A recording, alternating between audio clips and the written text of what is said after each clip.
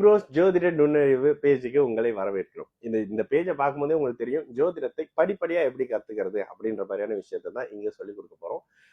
So இந்த வீடியோல இந்த இந்த பேஜ்ல வரக்கூடிய வீடியோஸ் எல்லாமே உங்களுடைய ஜோதிட நுண்ணறிவுக்கான ஜோதிட தேடலுக்கான ஒரு ஒரு விருந்தா இருக்கும். ஏன்னா படிப்படியா ஜோசியத்தை கத்துக் கொடுங்க அப்படின்னு சொல்றீங்க. மேஷத்துல பரணி அஸ்வினி அப்படின்ற மாதிரி அஸ்வினி பரணி கிருத்திகை நட்சத்திரம் இருக்கும், இதுல இந்த நட்சத்திரம் இருக்கும், கடகத்துல அந்த நட்சத்திரம் இருக்கும், விருச்சிகத்துல இந்த மாதிரி இருக்கும்னு சொல்லக்கூடிய படிப்படியாக ஸ்டெப் பை ஸ்டெப் ஜோதிடத்தை எப்படி கத்துக்கலாம் அப்படின்றத இந்த வீடியோஸ் முழுக்க முழுக்க குடும்ப தலைவிகளுக்கும் தாய்மார்களுக்கு மட்டும் ஃபோக்கஸ் பண்ணி பண்ணக்கூடிய விஷயங்க. ஏன்னா நிறைய பேர் கேட்குறீங்க பொருத்தம் பார்க்கறது எப்படி, இதை பார்க்கறது எப்படி, இது இவங்க இப்போ இவங்களுடைய ஃபியூச்சர் என்னவா இருக்கும், என்ன படிப்பாங்கன்னு கேட்குறீங்கல்ல, இதனை நீங்களே ஒரு அளவுக்கு கெஸ் பண்ணக்கூடிய அமைப்புகள்லாம் கொண்டுட்டு வர மாதிரி ஒரு முயற்சி தாங்க இது. நேரடியாக குடும்ப தலைவிகளுக்கு தான், எந்த விதமான சார்ஜஸும் இல்லாமல் எதுவும் பண்ணாமல் நேரடியாக இப்படின்னா இப்படி தாங்க இருக்கும்.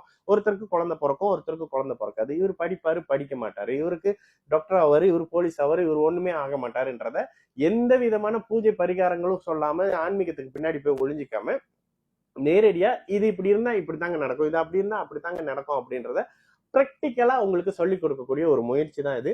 விருப்பம் இருக்கிறவங்க மட்டும் வழக்கம் போல வந்து கலந்துக்குங்க. டைம் ரொம்ப வேஸ்ட் பண்ணாம நேரடியாக இன்றைய முதலாவது கிளாஸுக்கு போயிடலாம் வாங்க.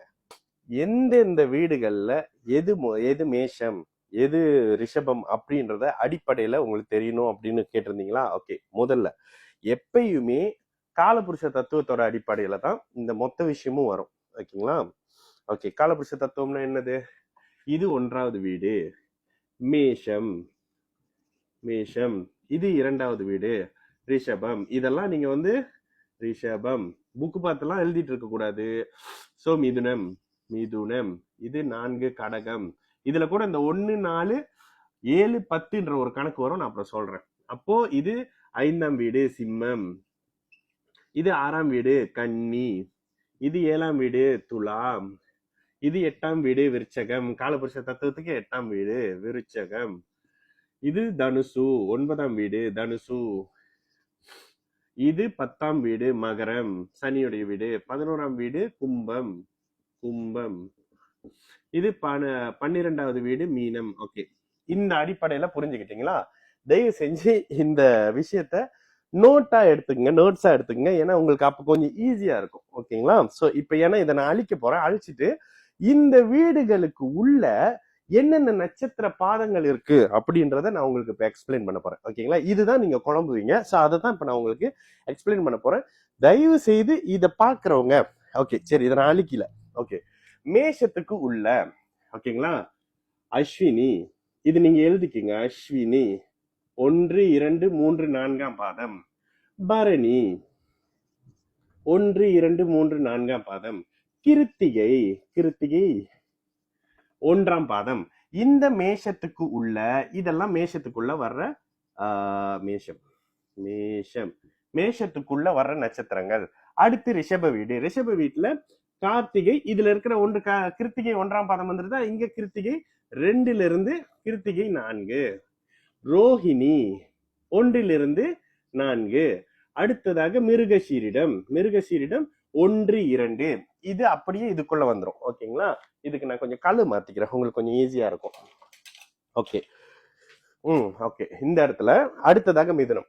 மிதுனத்துக்குள்ள தெரியுதா? மிருகசீரிடம், தெரியலையே. ஓ, போட்டி மேல போயிருச்சு. ஓகே, கொஞ்சம் இது உள்ள வந்திருக்கணும். இப்படி பாருங்க. ஓகே, இல்லைன்னா நீங்க அதை நோட்ஸாவே எடுத்துங்க, நான் பக்கத்துல எழுதுகிறேன். ஓகே, மிதுனம் மிருகசீரிடம் தெரியுதா? ஓகே, மிருகசீரிடம் 3 4ஆம் பாதம். அடுத்ததாக திருவாதிரை 1லிருந்து 4ஆம் பாதம். அடுத்ததாக புனர்பூசம் 1 2 3. இதனோட மிதுனம் ராசிக்குள்ள இருக்கிற நட்சத்திர பாதங்கள் முடியுது. அடுத்ததாக கடகம் ராசியில புனர்பூசம் 1ஆம் பாதம் மட்டும் இங்க இருக்கு. அடுத்ததாக பூசம் 1 2 3 4. ஆயில்யம் 1 2 3 4. இதெல்லாம் கடகத்துக்குள்ளவே வந்துடும், கடக ராசிக்கு உள்ள.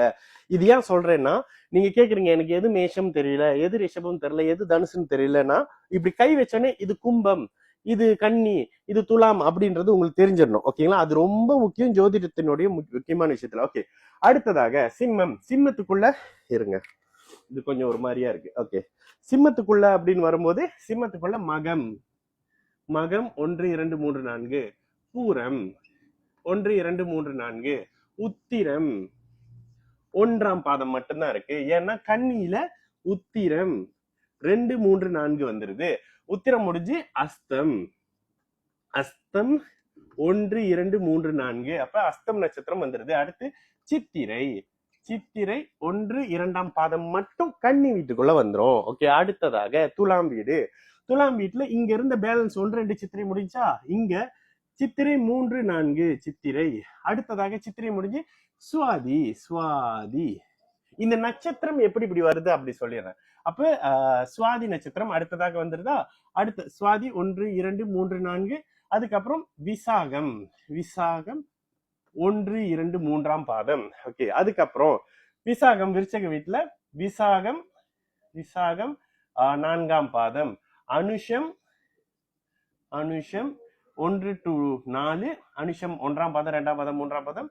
கேட்டை 1ஆம் பாதம் 2ஆம் பாதம் 3ஆம் பாதம். ஓகேங்களா? இதுக்கு அடுத்து இதே மாதிரி எல்லா நட்சத்திரம் எல்லாத்துக்கு உள்ளவும் ஒரு விஷயம் வருது. நான் வேற லெஃப்ட் ஹேண்ட்னால எனக்கு அந்த பக்கம் இருந்து எழுத முடியாது. ஓகே, இப்ப அடுத்ததாக தனுசு. தனுசுல இயல்பாக உங்களுக்கு தெரியும் மூலம், தனுசு மூல நட்சத்திரம். ஓகேங்களா? மூலம் 1 இருந்து 4, மூலம் முடிஞ்சு அடுத்ததாக பூராடம், பூராடம் 1 இருந்து 4, உத்திராடம் 1. அடுத்து மகம் நட்சத்திரத்து சாரி மகர ராசிக்குள்ள வரீங்க. மகரம் உத்திராடம் 2 3 4, திருவோணம் 1 2 3 4, அவிட்டம், அவிட்டம் 1 2ஆம் பாதம். கும்பத்துக்குள்ள, கும்பத்துக்குள்ள அவிட்டம் 2 3ஆம் பாதம். சாரி அவிட்டம் 3 4ஆம் பாதம், மன்னிச்சிருங்க. அவிட்டம் 3 4ஆம் பாதம்.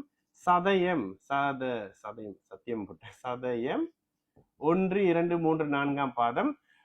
பூரட்டாதி, இந்த பூரட்டாதியில தான் இப்ப சனி போய்கிட்டு இருக்காரு. ஓகேங்களா? பூரட்டாதி 1 2 3. மீனத்துல பூரட்டாதி 4, உத்திரட்டாதி 1 2 3 4, ரேவதியில 1 2 3 4.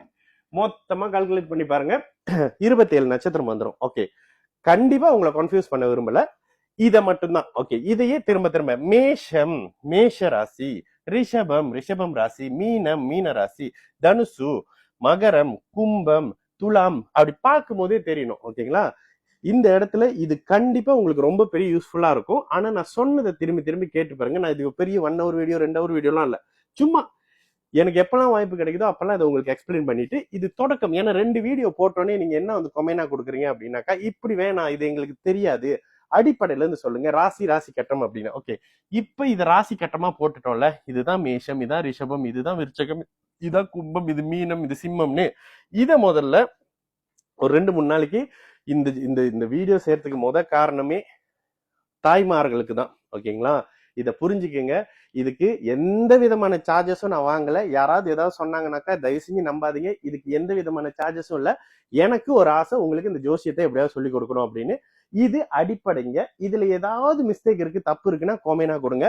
மிஸ்டேக் இருக்க வாய்ப்பு இல்லை, தப்பு இருக்க வாய்ப்பு இல்லை. ஆனா உங்களுக்கு எதுவும் புரியலன்னா கூட அது ஒரு கேள்வியா கொடுத்தீங்கன்னா அடுத்த முறையில இருந்து அது ஒரு விளக்கமா கொடுத்துட்டு அதுக்கு பிறகு நேரடியா கேள்விகளுக்கு அடுத்த விஷயத்துக்கு போகலாம். ஓகே, அடுத்த விஷயத்துல என்ன வரும் அப்படின்னாக்கா, நட்சத்திரங்களோட அடிப்படையில என்னென்ன விஷயம் இருக்கு, ராசியோட அமைப்புகள்ல ராசி என்ன, லக்னம் என்ன, இந்த 2 விஷயத்த கண்டிப்பா நம்ம டிஃபரன்ஷியேட் பார்த்து அதன் வழி அடுத்த விஷயத்த கத்துக்கலாம். விருப்பம் இருக்கிறவங்க மட்டும் ஆமாங்க எனக்கு விருப்பம் இருக்குன்னு கமெண்ட் கொடுங்க. எவ்வளவு ஆதரவு இருக்கு அப்படின்றத நான் பார்த்துக்கிறதுக்கு. சரிங்களா? நல்லது நடக்கும். எல்லோரும் நல்லா இருப்போம். வணக்கம்.